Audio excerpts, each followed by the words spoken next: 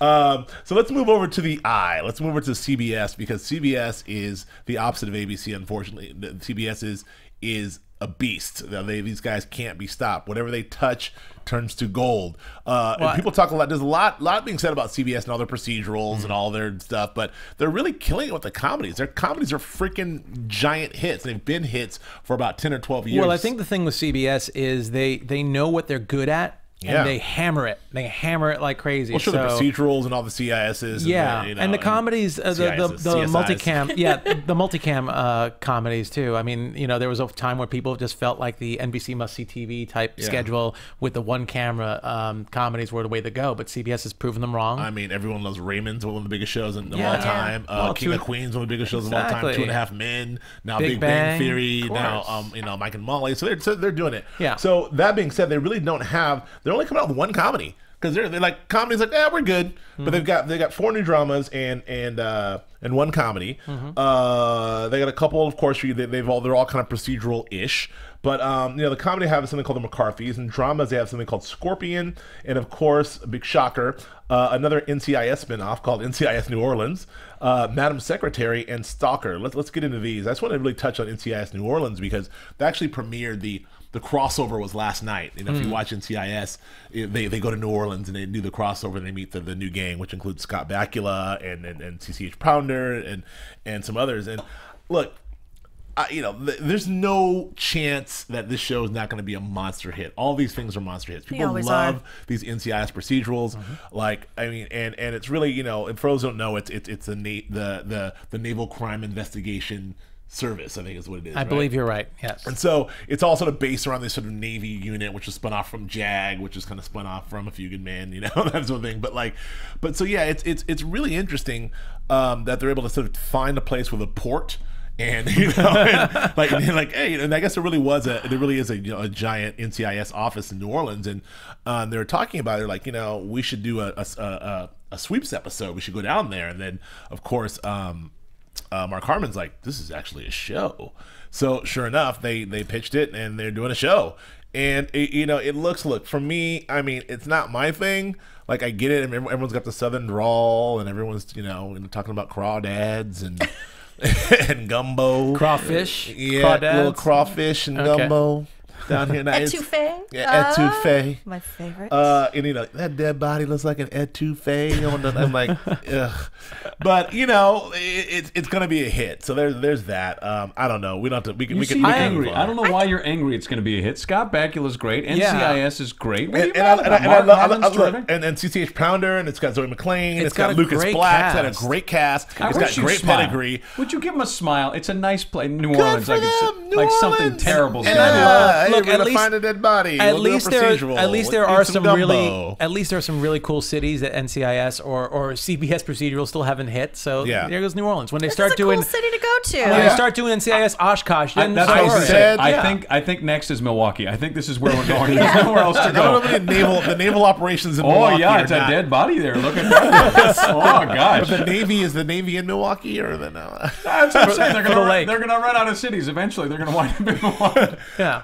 So you know what? That's that. I'm sorry. It's going to be a hit. It looks fantastic. It's not for me. Move on. But what is for me, though, the big thing that I know, Joe, you're not upset about, that I'm going to talk about is Madam Secretary with my girl Tay Leone. I got a crush on that Tay Leone. I'm not going to lie to you. She came in here and right now and she said, you got a 20% chance. I'm like, I'm in. Vera Farmiga's very pissed at you right now. I know. Total betrayal.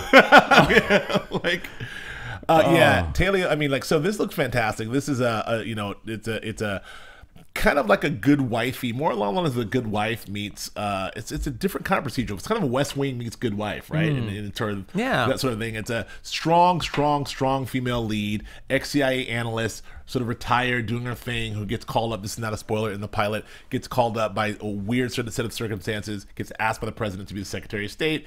A little bit of Hillary Clinton in there. A little bit of some other stuff there. Valerie Plume, maybe. Yeah, exactly. A little Valerie Plume, and I think it's very interesting the way they do these, because they have high stakes, because we're talking about the CIA. We're talking about the Secretary of State, but it's got that West Wing vibe, and it's also got some personal stuff here. She's got a family. She's a mom, and it's right up CBS.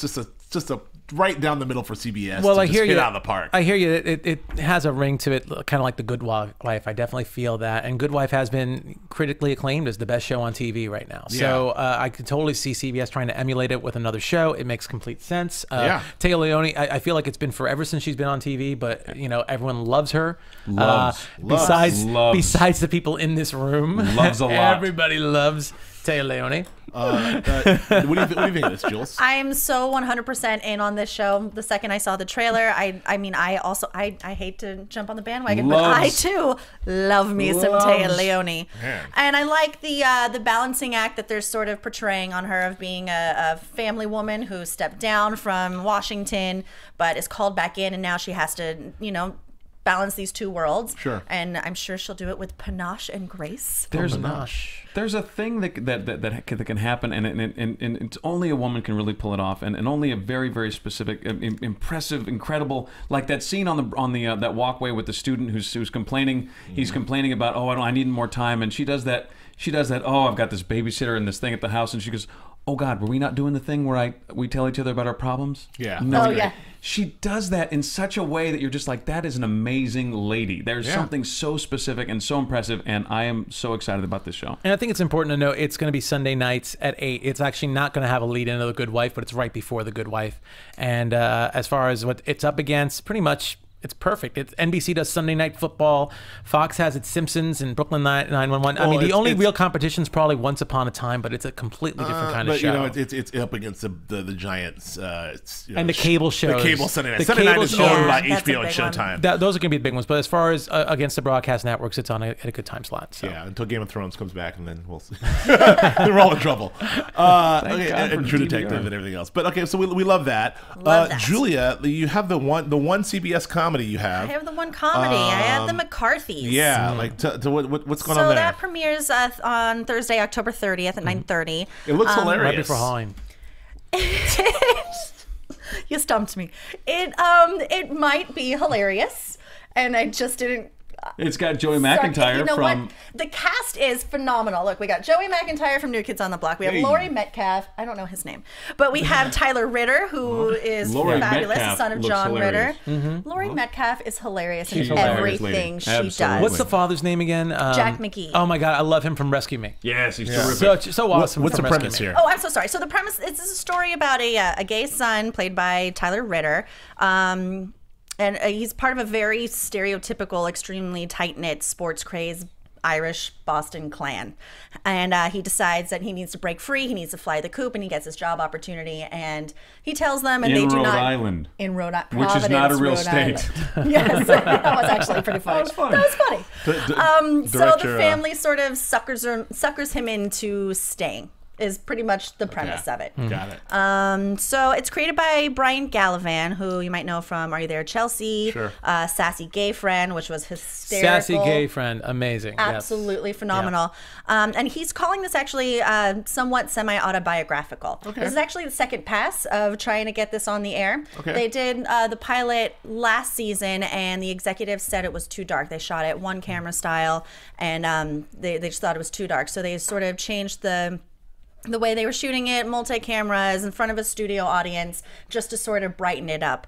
What did he say? I have it somewhere. He says, when talking about it being too dark, Gallivan was quoted saying, "Because my family expresses love through insulting each other and being hateful." That's a very East Coast family. Very East Coast. Very East Coast, very Boston. I must tell you, I'm half Irish, half Italian, and my mother's side is Irish, and that is how we express love. I've been to Sanfelippo dinners before. Oh, duck. I gotta say though, Joey McIntyre is looking out like the standout here. Yeah. Every scene that he was in on just that clip that I did see, he was hysterical. I mean, he's actually hanging tough. Oh. All right. So wow. I don't know what was worse, that or your reaction what was just worse. happened? I don't know what was worse.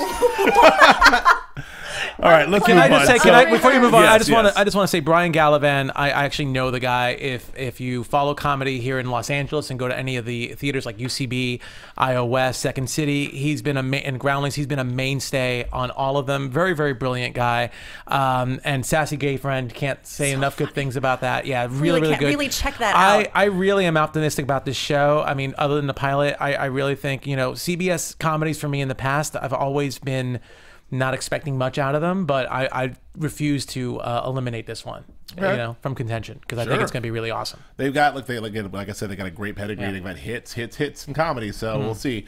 Flippo, tell me about this stalker business. Let's talk about stalker. My man Dylan McDermott. Not your personal life, just about the show. Yeah. My man Dylan, who I love from The Practice, and he gets a lot of at bats. Man, he's got a lot of at bats lately. You know why? TNT, and he was back last year with hostages. And I'll tell you why. The man, he has presence, and he has range. And I think that's a huge thing. Is this a fellow dark hair, like half douchey beard thing you're doing with him? Whoa. You said douchey beard. You said your beard is set to douche. Okay. Somehow when you say it, it seems mean. Like, so, all right, here's what Stalker's all about. This is from our friend Kevin Williamson. Those of you who don't remember, Dawson's Creek, Vampire Diaries. He does a show with Kevin Bacon. More importantly, maybe Scream 2, Scream 4, maybe the following.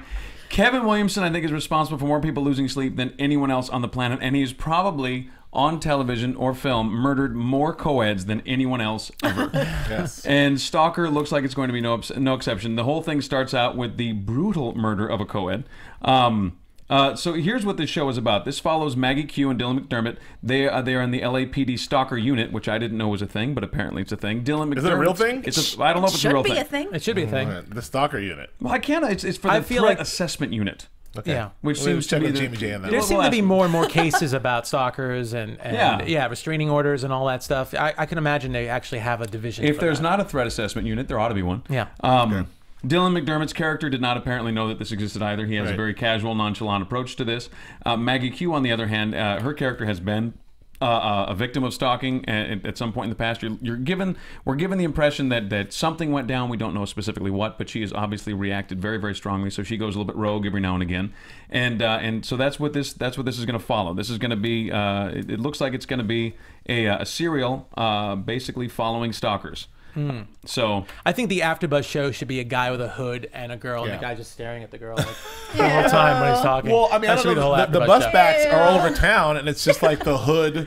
And it says Stalker, and I'm like, what's this show? That is creepy. There does seem to be a very thriller-esque attitude, like almost a movie thriller type of feel to it. So that looks very optimistic to me in that sense. All right. Lots of cringeworthy moments, lots of moments where you're like, you don't want to watch a show with the lights out, maybe. Yeah, I thought the trailer was quite upsetting, actually, at times. Really quite unsettling. I've got 2 daughters. I didn't care for it at all. No. Guy coming out from under the carpet. No, it was horrible.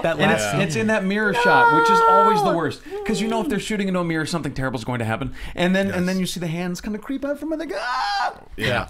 Well, I mean, we're very familiar with Kevin's work, and it looks great. It does look good. So we'll see. And like I said, he's probably murdered more co-eds on camera than anyone else in history. I'd be curious what the actual number is. And that's on Wednesday nights, right? Wednesday nights at 10. And it premieres October 1. October 1st. So, awesome. Now, Nando, tell me about this Scorpion. This is another is this like a weird another procedural thing? Yeah, it is a procedural. It's really funny because I think the pitch really was, okay, we love Big Bang Theory. We do great with Big Bang Theory. What if we put them in a procedural?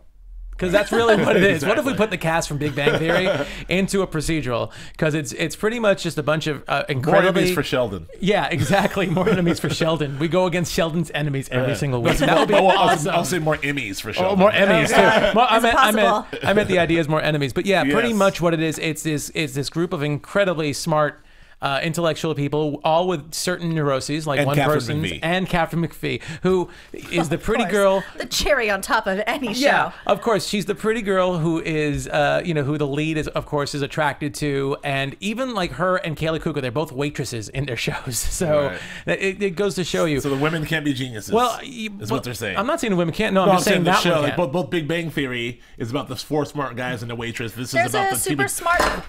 Sorry, team of geniuses. Yes, absolutely. Team of geniuses, as you do a genius move here.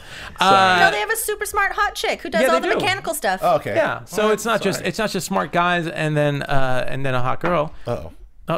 Okay. So anyway, I actually think this is going to be a really, really good show. I mean, the big notable names are probably Robert Patrick, who is going to be like the boss of this group. He gets them together. The FBI gets them together to do cases. The pilot, they're actually trying to stop a terrorist attack on LAX. Is his name Scorpion? Is he Fred Scorpion?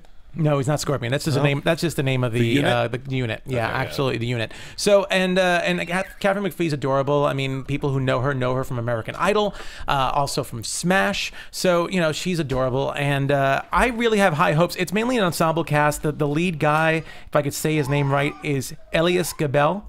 And so he's the lead guy. He's the romantic love interest for Catherine McPhee. The EP, Nick Santora, has a really great resume. He's done Vegas, Breakout Kings, Lie to Me, which is fabulous on Fox, Prison Break, which was awesome. I loved Prison Break. So this guy definitely knows action. Yeah. It's going to be Monday nights, I believe, at 10 p.m. So it's a good time. It's a very competitive time slot. And I think that goes to show that CBS has a lot of faith in it, too. Is this as I call actually, I'm sorry, it's at 9 o'clock on Monday nights, but still, it's still in a really good day, and I think it's going to do really, really well. And this is actually one of the shows I'm looking forward to, so much so that I'm doing the AfterBuzz for that one. Oh, the after show! Look at you, Nando. I'm calling it. I'm doing it. Breaking away. From us now. Is this more actiony? Is this more procedural, or what's the? Based on the pilot right now, I think it's even the actiony stuff on CBS is procedural. So I mean, you're pretty much saying it's procedural. Sure. There definitely will be some action to it, but you know, the people, obviously the nerds, if you want to call them nerds, they are not that athletic necessarily. Sure. So it's definitely more of a numbers type of show where I think it's going to be a lot of brain smarts involved. So, those brain smarts. Those brain smarts, as opposed to other kind of smarts. Those brain smarts. Those brain smarts. Buckle up. Buckle up, brain smarts. And that one premieres, I believe, Monday, September, I want to say 21st, if I got it right around there. Right. In the early 20s. Well, good. Well, so CBS, it looks like CBS has got some good stuff going on. I think that we liked most everything we saw there, so there's some high hopes there. Yeah.